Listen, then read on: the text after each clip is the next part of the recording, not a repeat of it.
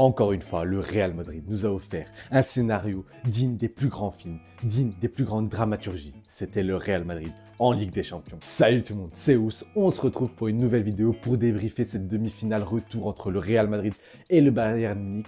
Un match encore complètement fou, une fin de match exceptionnelle avec des grands joueurs, des retournements de situation, bref. Un match de Ligue des Champions du Real Madrid. Avant ça, n'hésitez pas à vous abonner, liker la vidéo et mettre des commentaires pour soutenir la chaîne et m'aider à me développer encore plus. Merci les potes, ça me fait extrêmement plaisir. Place au débrief. Rentrons directement dans le vif du sujet. C'était un match assez plaisant qui change du match de la veille entre le Borussia Dortmund et le Paris Saint-Germain. En effet, c'était un match entre deux très belles équipes. Techniquement, c'était assez propre. Peu de déchets techniques, c'était très agréable à voir. On a eu un bon Bayern qui a accepté de jouer face à un très bon Real Madrid.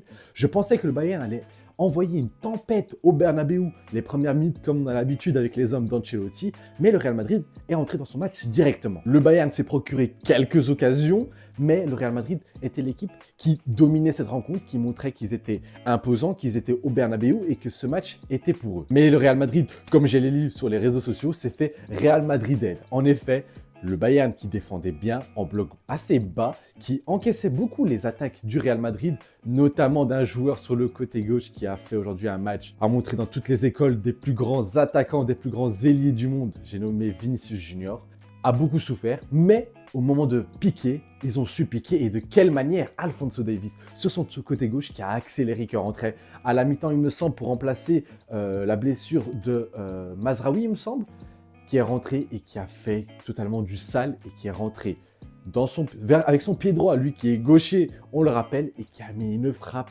exceptionnelle et qui donne l'avantage au Bayern Munich et qui donne un ticket provisoirement pour Wembley rejoindre leurs rivaux, le Borussia Dortmund. Comme je l'ai dit, il y a eu un très grand homme, très grand joueur ce soir, un joueur qui ne s'est pas caché, comme toujours. Je le répéterai jamais assez, je fais des tonnes d'analyses sur ce joueur, tant il m'éblouit à chaque fois, chaque soirée de Ligue des Champions, chaque soir des grands matchs. Ce joueur ne sera jamais, il se nomme Vinicius Junior et aujourd'hui, il a fait du sale. Aujourd'hui, il était intenable sur son côté gauche. Il avait le ballon, il percutait, il driblait, 1v1. Tellement difficile de lui prendre la balle. Kimmich, qui fait une année 2024 en tant que latéral droit très bonne, on ne va pas oublier ses prestations, qui était totalement à la ramasse face aux Brésiliens, qui mettait des percussions, qui rentrait dans la surface, qui créait, qui était juste des belles passes. Et c'est lui qui va être à l'origine du but du Real Madrid. En effet, il va rentrer dans l'axe et mettre une frappe, certes, dans les gains du gardien, mais Manuel Neuer va faire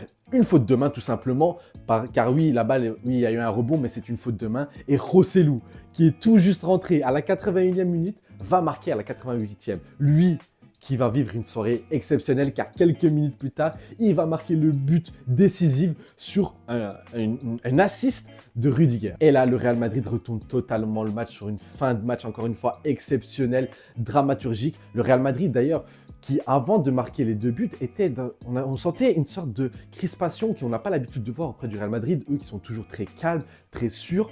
Même moi, j'ai commencé à douter du Real Madrid en me disant, peut-être que cette fois-ci, ils ne vont pas le faire, ils ne vont pas encore une fois créer l'exploit. Et puis, est-ce que c'est vraiment un exploit quand cet exploit qui, au sens propre, veut dire qu'il arrive qu'une fois tous les je ne sais combien de temps, est répété de manière récurrente contre City, contre Chelsea, contre Liverpool. Ça arrive tout le temps. Hein. Le Real Madrid a fait, encore une fois, de l'irréel une réalité.